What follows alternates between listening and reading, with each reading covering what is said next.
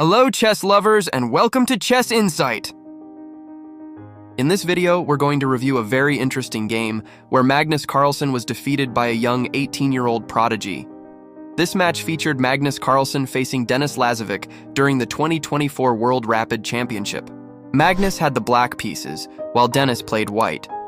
The game began with a queen's pawn opening. Denis pushed his pawn to d4, and Magnus replied with d5. Then came c4, followed by c6 from Magnus, entering the Slav defense, a solid response to the queen's gambit. Denis captured the pawn on d5, and Magnus recaptured with his own pawn. This enters the exchange variation of the Slav defense, a line that usually leads to positional play rather than tactical battles. Quite interesting, considering Carlsen is known for his positional mastery. This is a type of game Magnus usually thrives in. Denis developed his knight to c3. Black responded symmetrically with knight to f6.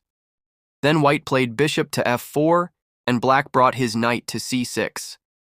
Since white had already developed his light-squared bishop, he followed up with e3, aiming to open the diagonal for his dark-squared bishop. Black played a6, preventing any future bishop pin from white on b5. Next, Denis moved his rook to c1 to claim control of the open c-file.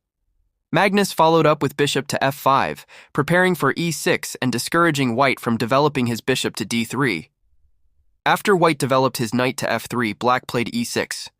On move 9, Denis placed his queen on b3, targeting the vulnerable b7 pawn. Now, if black tried to defend it with b5, white could sacrifice his knight.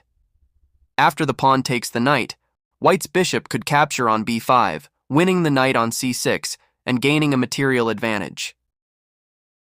To avoid this, Magnus defended the pawn with rook to a7. White continued with bishop to e2, and black mirrored with bishop to e7. Then Denis castled kingside.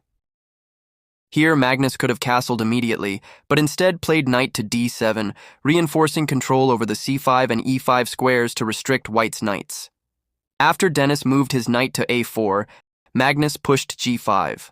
With his dark square bishop under attack, Denis placed it on e5, now threatening the black rook.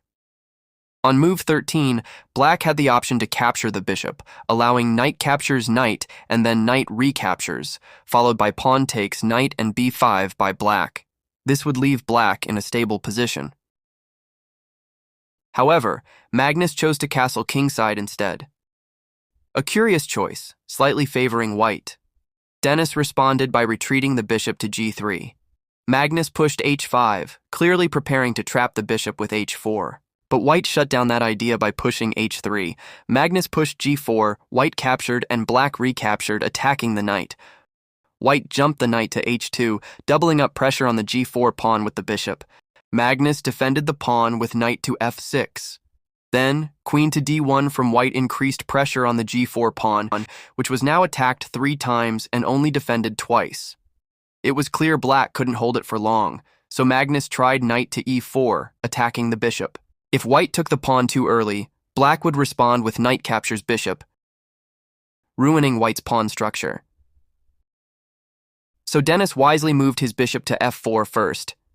Only after Magnus played bishop to g5 did Denis capture the g4 pawn. Magnus exchanged dark-squared bishops. White recaptured with the f-pawn. Black moved his king to g7, and white then captured the remaining bishop. After black recaptured with the pawn, white played g3, creating a pawn chain and making room for the king to move up to g2, possibly followed by rook to h1. Magnus brought his rook to h8. White's knight jumped to f3. Black's rook retreated to a8, preparing to double rooks on the h-file.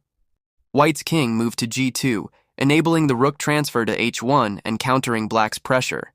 Magnus played queen to f6, likely preparing to reposition it to h6. Denis played knight to c3, attacking the d5 pawn. The best way to defend it was rook to d8, and that's exactly what Magnus played. If black had tried to defend with knight to e7, white could play queen to b3, pressuring both b7 and d5. That's why Magnus went for rook to d8. Then, Denis moved his queen to d3.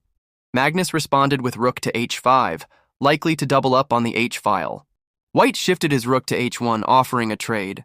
Magnus declined with queen to h6, but there was a trap here. If White accepted the trade and later tried to attack with rook h1, Black would capture the rook.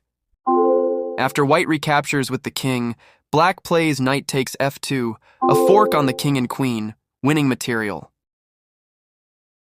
This trap also works if White plays a passive move like a3, then Black can initiate the trade on h5, and after queen recaptures and king takes queen, knight to f2 is deadly.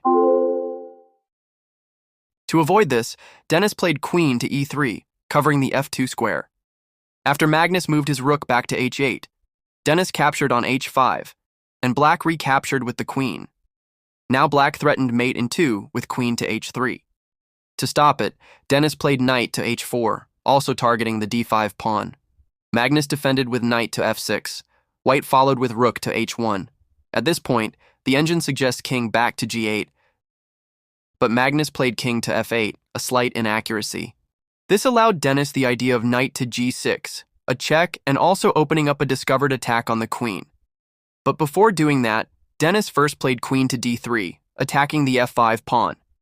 Magnus defended with knight to e7, and then Denis played knight to g6, check. If Black captures the knight with the queen, White recaptures on h5 with check. After king to g7, rook h1 follows. In this variation, White is clearly better in both material and position. At the grandmaster level, this kind of position is nearly impossible to recover from. In the actual game, Magnus chose the better option. Pawn takes knight. Then White played rook takes queen. Black recaptured with the pawn. So in essence, Magnus traded his queen for a knight and a rook, which is slightly better mathematically than keeping the queen under pressure. Denis continued with knight back to e2. Magnus moved his king to f7. White knight jumped to g1, then Black pushed h4.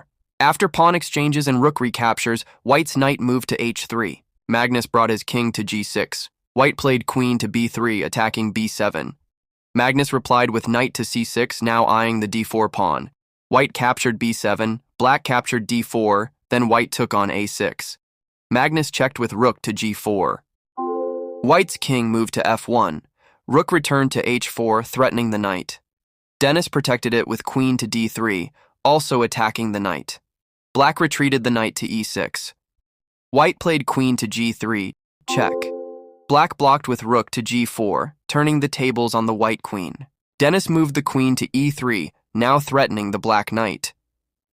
Instead of saving it, Magnus shifted his rook to h4, sacrificing the knight, but aiming to capture White's knight on h3. Denis accepted the offer and captured on e6, and Magnus responded with rook takes knight. White played king to e2, centralizing it for the endgame, a common strategic idea. Magnus went rook to h1, then Denis advanced his a-pawn. Magnus slid his rook to a1, attacking it. Queen to c6 by White defended the pawn. Black's rook climbed to a2, eyeing the b2 pawn. Queen to b5 by White protected it. At this point, Magnus Carlsen resigned. White had two connected passed pawns on the queen side, supported by the queen.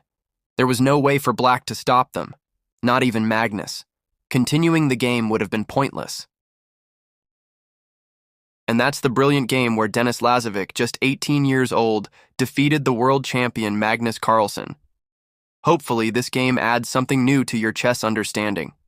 Thanks for watching, and don't forget to like, share, comment, and subscribe. See you in the next analysis.